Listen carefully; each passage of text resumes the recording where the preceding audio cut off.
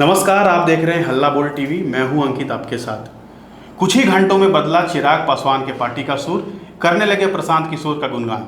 क्या है पूरा मामला, आइए जानते हैं हल्ला बोल टीवी के संपादक दीपक शर्मा से। मामला यह है कि चिराग पासवान ने कभी भी आज के पहले प्रशांत किशोर की पर कोई भी अटैक नहीं किया था। आज पहली बार उन्होंने प्रशांत किशोर पर अटैक किया था। उनकी तुलना दिल्ली के केजरीवाल से कर दी थी। कहा था कि दिल्ली में ऐसे ही अरविंद केजरीवाल आरोप लगाते थे और बाद में सत्ता में आए, सरकार में आए तो किसी के खिलाफ कोई कार्रवाई नहीं की। मतलब उन्होंने कह दिया था कि जैसे अरविंद केजरीवाल ने कई नेताओं पर करप्शन के आरोप लगाए और उसके बाद दिल्ली की सत्ता में आए और फिर कोई कार्रवाई नहीं हुई, वैसे ही प्रशांत किशोर के आरोपों में दम नहीं है। इसके बाद यह कयास लगाए जाने लगे थे कि आज तक तो चिराग पासवान तारीफ में कसीदे करते रहते थे। अब क्या हुआ कि चिराग पासवान ने सीधे सीधे हमला बोल दिया प्रशांत किशोर पर।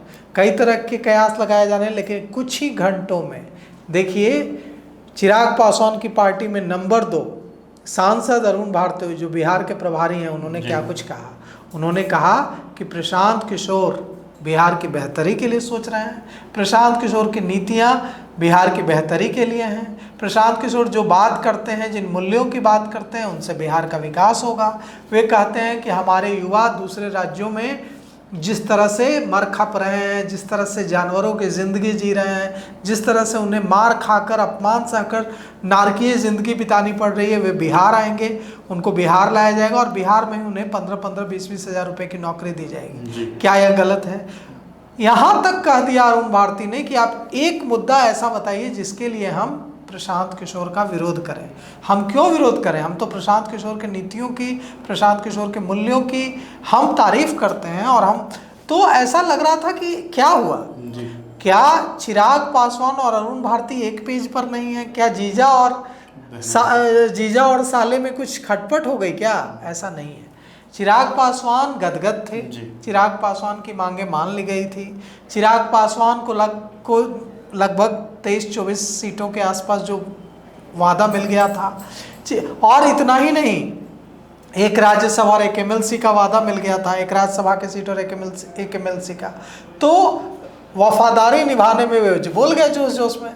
बोल देने के बाद फिर शायद एहसास हुआ कि ये तो अपने मित्र हैं, ये तो हमेशा मदद करते हैं, क्योंकि हमने तब भी आपको खबर बताई थी कि जब चिराग पासवान संघर्ष कर रहे थे कि कैसे एनडीए में दबाव बनाया जाए, तो करोड़ों रुपए लेकर मुफ्त सलाह देने वाले प्रशांत किशोर ने फ्री में, करोड़ों लेकर सलाह देते हैं ना प्रशांत किशोर, तो करोड़ों लेकर सलाह देने वाले प्रशांत किशोर ने मुफ्त सलाह दी थी चिराग पासवान को और बताया था कि कैसे नेगोशिएट करें, कैसे आगे बढ़ें कि उनको अच्छी खासी सीटें मिल जाए। तो जो प्रशांत किशोर और चिराग पासवान के बीच इतनी अच्छी ट्यूनिंग थी, वो एक उनके बयान से गड़बड़ा सकती थी।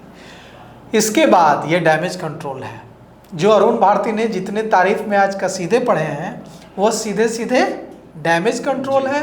और यह डैमेज कंट्रोल यह साफ बताता है कि चिराग पासवान नहीं ऐसा नहीं है कि चिराग पासवान और उनके बहनोई अरुण भारती में कुछ खटपट है, कोई खटपट नहीं है। ऐसा नहीं है कि दोनों के बीच बातचीत नहीं है, एक कुछ बोल रहे हैं, एक कुछ बोल रहे हैं, ऐसा नहीं है।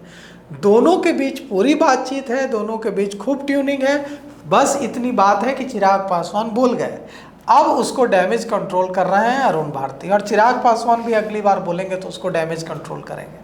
देखिए, आपने देखा होगा कि कुछ समय पहले बिहार के डिप्टी सीएम रहे एक नेता हैं, वो खूब बोल रहे थे।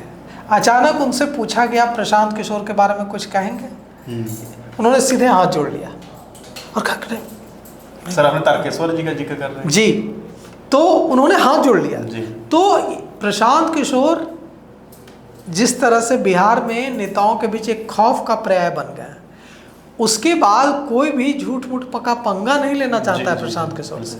और अब देखिए ना, प्रशांत किशोर पर संजय जायसवाल ने सवाल उठाया कि कहाँ से लाए 200, कहाँ से लाए पैसे, चंदा कहाँ से लाया, किन किन पार्टियों से लिया। देखिए प्रशांत किशोर प्रेस कॉन्फ्रेंस की, प्रशांत किशोर ने छाती ठोक कर कहा कि 241 करोड़ रुपया लिया है, 3 साल में लिया है, इतना जीएसटी दिया है, इतना इनकम टैक्स दिया है, 2 घंटे की सलाह देने के लिए 11 करोड़ रुपया लिया है। माँ सरस्वती की कृपा है, माँ सरस्वती की कृपा की वजह से लक्ष्मी आती है। और एक एक चंदे का हिसाब दे दिया कि किससे लिया, कब लिया, कितना टैक्स भरा और कितना उसमें से अपने लिए खर्चा रख करके पार्टी को डोनेट किया। तो कुल मिलाकर बात यह है कि प्रशांत किशोर ने जिस तरह से चीज़ें सामने रखी हैं, उसके बाद कोई क्या ही उन पर आरोप लगा देगा। कहा था संजय जायसवाल ने कि मैं प्रशांत किशोर का ऐसा काला चिट्ठा, कच्चा चिट्ठा खोलूंगा कि वे हिंद महासागर में जाकर डूब जाएंगे। तब प्रशांत किशोर ने क्या कहा कि सुनो संजय जायसवाल, मैं हिंद महासागर नहीं प्रशांत महासागर हूँ, डूब जाओगे, डूब के मर जाओगे प्रशांत महासागर में। दरअसल देखिए, कई बार ऐसा लगता होगा कि प्रशांत किशोर जो बातें करते हैं उसमें एरोगेंस है, लेकिन ईमानदार आदमी ऐसे ही बात करता है। जो व्यक्ति दूसरों से लूट रहा है, छल कर रहा है, प्रपंच कर रहा है, गलत तरीके से बात कर रहा है, वो हमेशा डरा होता है, वो सीना ठोक कर बात करने की हिम्मत नहीं रखता है। लेकिन जो व्यक्ति अपने पूरे जीवन की कमाई आकर बिहार में एक पार्टी को खड़ा करने में झोंक रहा है, अपने पैसों से कह रहा है कि हम वैसे बच्चों को, युवाओं को चुनाव लड़ाएंगे जिनकी, जो युवा हैं जिनमें जोश है बच्चों में, लेकिन वो ऐसे परिवार के बच्चे हैं जहां आर्थिक रूप से मजबूती नहीं है, हम उनको पैसा देंगे। आज तक हुआ था क्या? ये नहीं हुआ था। तो प्रशांत किशोर जीएसटी दे रहे हैं, प्रशांत किशोर इनकम टैक्स दे रहे हैं, प्रशांत किशोर ने जो अपनी कमाई की है लोगों को, बड़े लोगों को, बड़े पॉलिटिशियंस और बड़ी कंपनियों को सलाह देकर उससे जो पैसे कमाए हैं उस पैसे को झोंक रहे हैं जी। तो इसीलिए हिम्मत है कि मैंने कोई, अब जो बालू चोरी से पैसा कमा रहे हैं, जो गलत तरीके से रिश्वतखोरी के पैसे कमा रहे हैं, उनमें कहाँ से आएगी ये हिम्मत आएगी? कहाँ से वे जिगर लाएंगे कि बोल के बताएंगे कि देखो 243 करोड़ रुपया मैंने लिया है। नेता तो कहते हैं कि मेरे अकाउंट में 243 रुपया नहीं है, हम इतने गरीब हैं, भले ही स्विस बैंक में खाता हो जी। तो निश्चित रूप से आज अरुण भारती ने जो कहा है उससे एकदम साफ है कि अरुण भारती ये मैसेज देने की कोशिश कर रहे हैं कि वे प्रशांत किशोर के खिलाफ नहीं है, न चिराग पासवान प्रशांत किशोर के खिलाफ है और न लोजपा रामविलास पार्टी प्रशांत किशोर के खिलाफ है। तो ये चंद घंटों में बयान बदल जाना चिराग पासवान की पार्टी का, ये प्रशांत किशोर के साथ मित्रता है या प्रशांत किशोर का डर? नहीं, मित्रता ही है।